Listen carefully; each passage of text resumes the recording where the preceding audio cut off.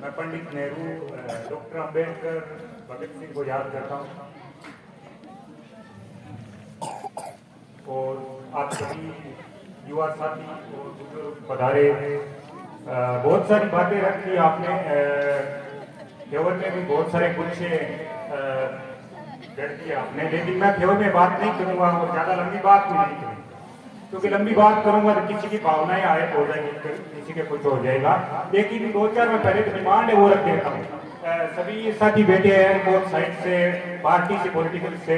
तो यहाँ एक तो पोस्ट वैकेंट है, किसी ने बताई थी मेरे को, 5-7 सीनियर पोस्ट है, 3 तो एक पीटीआई के, एक वाइस प्रिंसिपल के, एक पोस्ट वैकेंट है। तो अपन जो भी ओपोजिशन में उनसे भी और गांव के लोग इकट्ठे होके और जो भी हमारी लॉजिक काम बनता है तो कैसे भी करके ये पोस्ट भरी जाए। पहले कमरे बाद में बन जाएंगे, क्योंकि हमारे पुरखे हैं जो दरख्तों के नीचे बैठ के भी पढ़ के हमें संविधान देने के लिए ये बाद में बन जाएंगे, लेकिन वो पोस्ट है वो बिल होनी चाहिए।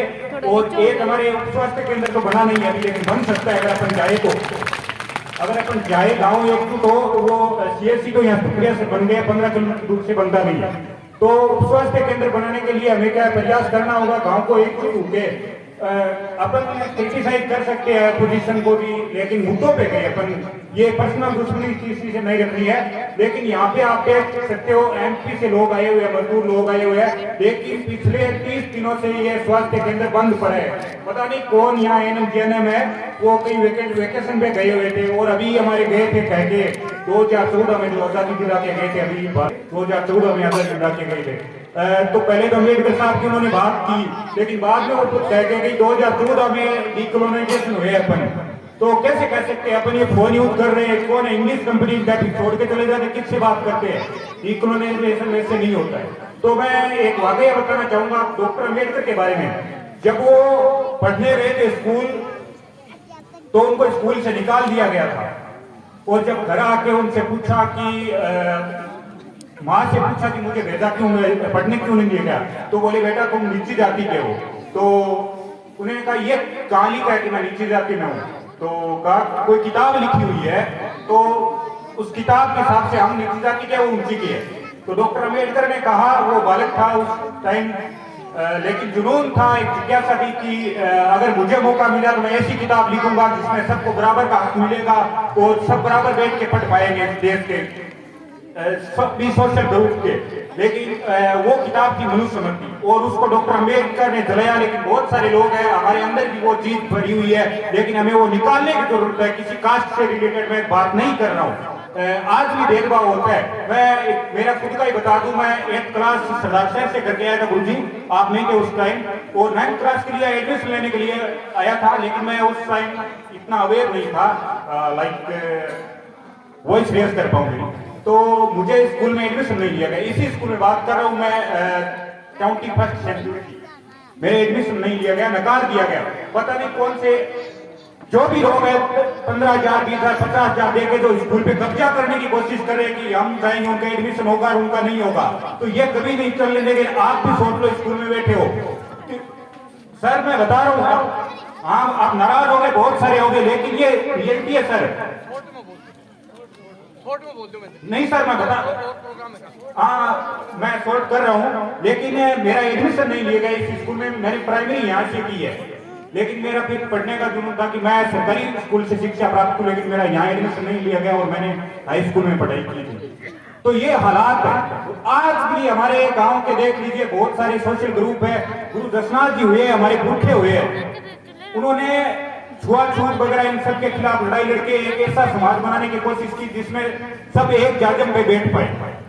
उन्होंने पर्यावरण के लिए लड़े, मतलब शिक्षा दी पर्यावरण के लिए कि हम पर्यावरण बचा पाए। जो क्लाइमेट चेंज की जो वेस्टर्न कंट्रीज आज बात करती है, वो 15th सेंचुरी में बात करके गए गुरु जी। आप बात से अवेयर नहीं होंगे, मैं बता दूं आपको। लेकिन आज के हम लोग खेत में 10-15 पेड़ काट के और 2 पौधे लगा के यहाँ लगाएंगे, तो ये हमें परिवर्तन करना है। और गुरु दसनाथ जी की शिक्षा को असली रूप में मानते हैं, तो मैं आज पूरे गांव को इनवाइट करता हूं कि हम सारे जिस भी जाति से आते हैं, सारे लोग बैठ के एक जगह पे बैठ के खाना खा लो। मैं मान लूंगा कि आप संविधान को मानते हो, डॉक्टर अम्बेडकर को मानते हो, पंडित नेहरू को मानते हो, अदरवाइज आप बहुत बातें करते हो। यहाँ कोई अम्बेडकर को जानने वाला नहीं है, यहाँ बातें करके जाते हैं और ये सब मनुस्मृति को मानने वाले लोग आते हैं यहाँ पे। इवन मैं गुरु जी को कहना चाहता हूँ कि आप कौन सी शिविर में जाते हैं, बच्चों आप भी ध्यान रखो आपके गुरुजन कहाँ जा रहे हैं।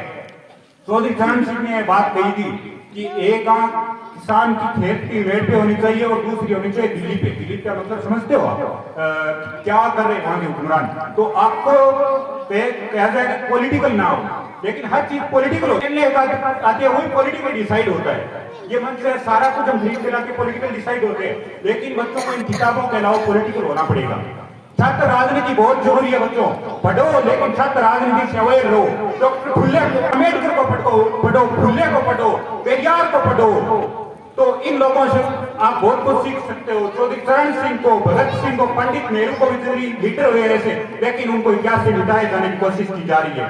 आप लोगों को 2014 में देश आजाद हुआ बताया जाएगा, लेकिन आपको उन ताकतों के खिलाफ लड़ने में बता दूं लोग, आप ओबीसी चाहते हो सर, जाति की बात अड़ जाती है कहीं न कहीं, ओबीसी चाहते हो सर आप, लेकिन मैं बता दूं 2019-20 तक 45 सेंट्रल यूनिवर्सिटी उनमें कोई प्रोफेसर तक ओबीसी एससी एसटी से नहीं, कोई प्रोफेसर वाइस चांसलर नहीं था। और अपन बात करते हैं सोशल जस्टिस की, आज हम सिविल सर्वेंट की प्रिपरेशन करने वाले बंदे चाय के खड़ी पे बैठते हैं तो बात करते हैं भाई कोई आईएएस बनेगा, ज्वाइंट सेक्रेटरी बनेगा, कोई फॉरेन में जाएगा, एम्बेसी में राजदूत बनेगा, हाई कमिश्नर बनेगा। लेकिन 2019-20 में अभी ये सरकार जो 2014 की आजादी वाले बात करके गए थे, 14 ज्वाइंट सेक्रेटरी उन लोगों को बना दिया गया। जो नागपुर की वाली पीठ है वहां से बना दिया गया ज्वाइंट सेक्रेटरी, हमारे वाले बच्चे वहां नहीं पहुंच पाए, इनके बेटे एससी एसटी ओबीसी मजदूर किसान का बेटा वहां नहीं है, तो करनी होगी, बच्चों को अवेयर करना होगा।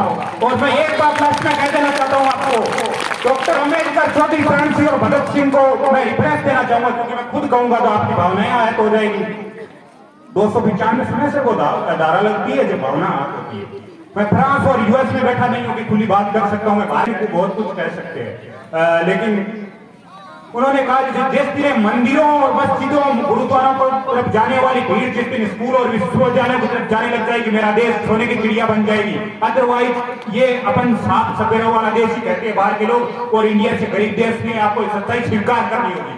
कौन से महान देश की बात कर रहे हो, महान पढ़ाए जा रहे हैं, तलवारें लेने की जरूरत नहीं है सर।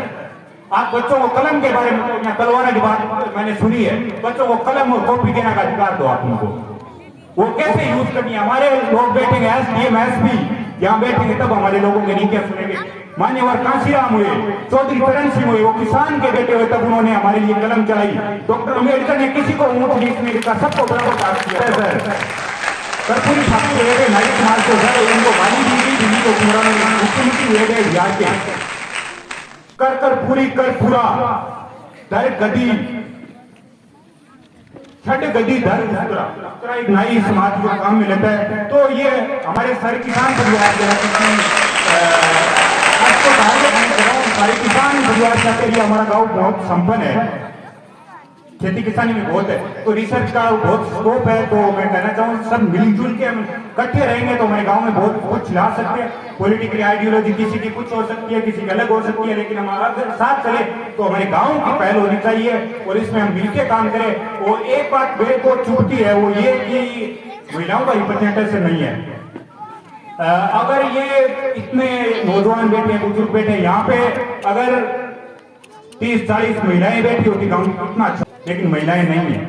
अगर है तो उनको घर तक सीमित कर दिया गया। आज मेरा भाई बैठा है राधेश्याम, लेकिन मेरी बड़ी है सरपंच को, लेकिन क्या गया सरपंच प्रतिनिधि, प्रधान प्रतिनिधि ये होते जा रहे हैं। तो हमारी कोशिश ये होनी चाहिए कि हमारी बहन बेटियां माएँ वो भी है जो मजबूत होके आए, जो सरपंच का काम संभाल पाए, प्रधान का काम संभाल पाए, विधायिका का काम संभाल पाए।